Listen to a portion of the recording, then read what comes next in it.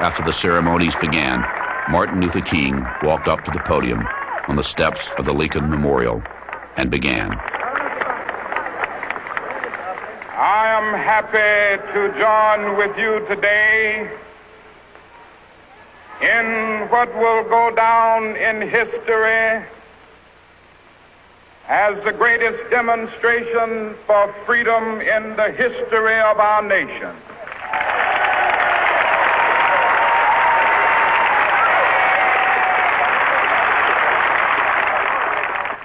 Fivescore years ago,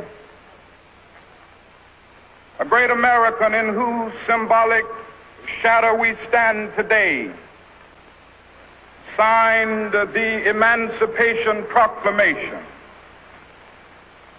This momentous decree came as a great beacon light of hope to millions of Negro slaves who had been seared in the flames of withering injustice. It came as a joyous daybreak to end the long night of their captivity. But 100 years later, the Negro still is not free. 100 years later, the life of the Negro is still sadly crippled by the manacles of segregation and the chains of discrimination. 100 years later, the Negro lives on a lonely island of poverty in the midst of a vast ocean of material prosperity. 100 years later,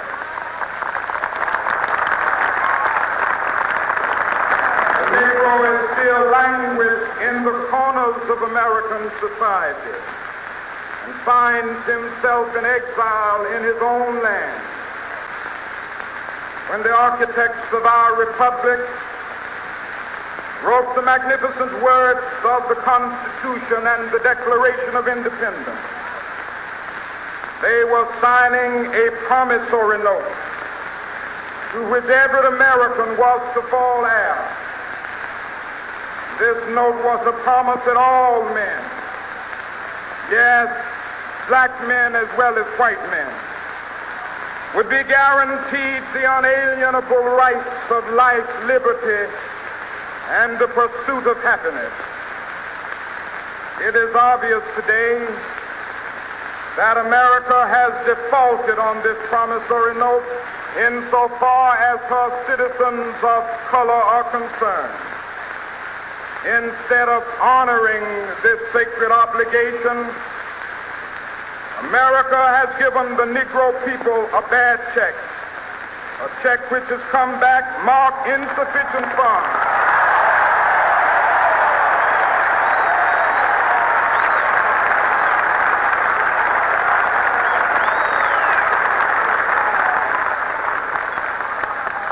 But we refuse to believe that the Bank of Justice is bankrupt. We refuse to believe that there are insufficient funds in the great vaults of opportunity of this nation. So we've come to cash this check, a check that will give us upon demand the riches of freedom and the security of justice.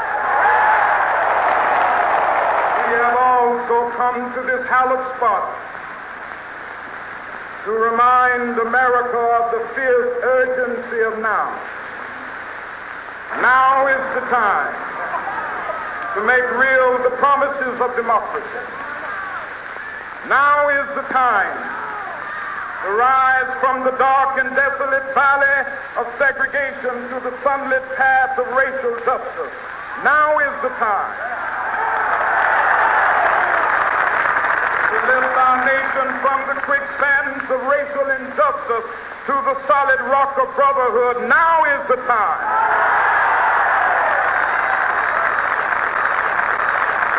There are those who are asking the devotees of civil rights, when will you be satisfied? We can never be satisfied as long as the Negro is the victim victim of the unspeakable horrors of police brutality. We cannot be satisfied as long as a Negro in Mississippi cannot vote and a Negro in New York believes he has nothing for which to vote.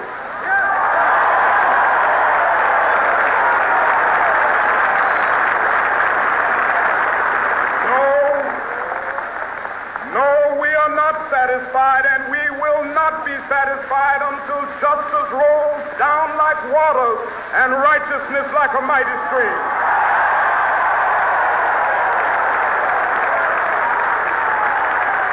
Let us not wallow in the valley of despair. I say to you today, my friend,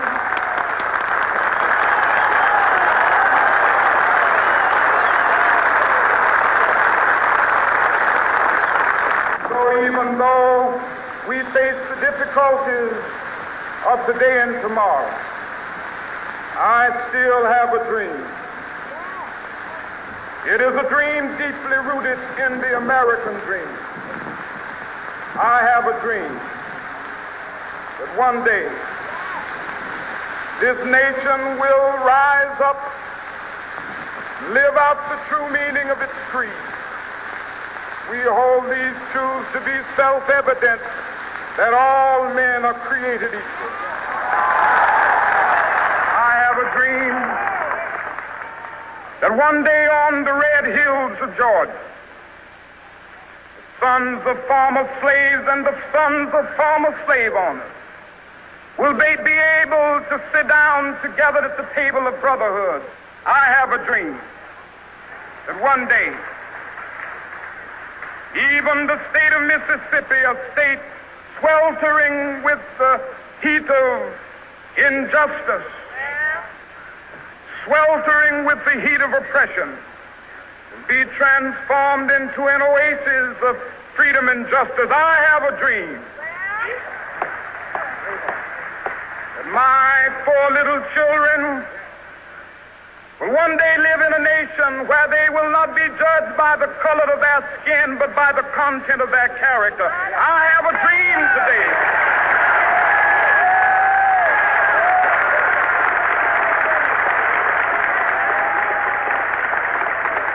I have a dream that one day, down in Alabama, with its vicious racists, with its governor having his lips dripping with the words of interposition and nullification.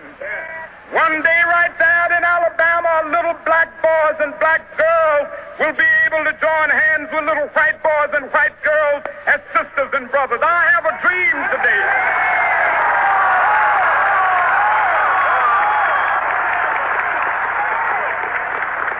I have a dream that one day every valley shall be exalted.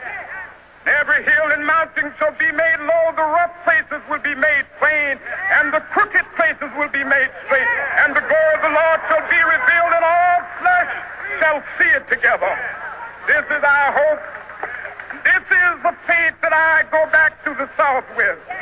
With this faith, we will be able to hew out of the mountain of despair a stone of hope.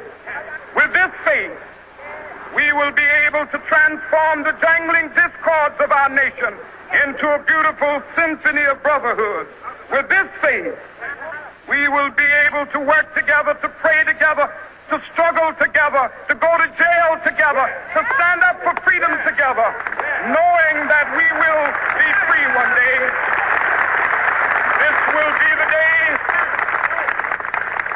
This will be the day when all of God's children be able to sing with new meaning, my country, tears of thee. Sweet land of liberty, of thee I sing.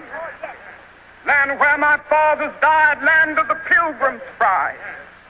From every mountainside, let freedom ring. And if America is to be a great nation, this must become true.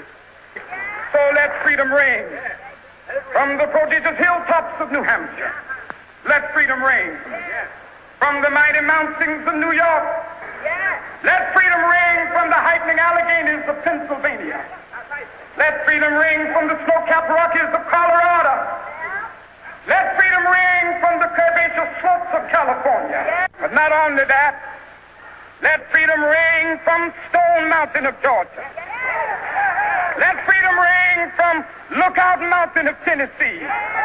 Let freedom ring from every hill and molehill of Mississippi, from every mountainside. Let freedom ring, and when this happens, when we allow freedom ring, when we let it ring from every village and every hamlet, from every state and every city, we will be able to speed up that day when all of God's children, black men and white men, Jews and Gentiles, Protestants and Catholics, will be able to join hands and sing in the words of the old Negro spiritual, free at last, free at last. Thank God Almighty, we are free at last.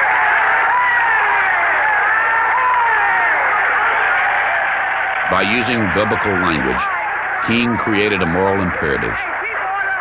His marchers became crusaders, and he, a symbolic Moses, to deliver Americans to the promised land.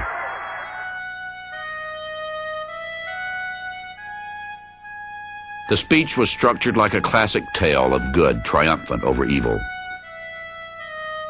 By reciting the words of "My country, 'tis of thee," King invited all listeners to participate in the victory. Within 2 months of King's speech, Congress passed a new civil rights bill into law. For many, the rally was a success. For others, the dream would not come soon enough.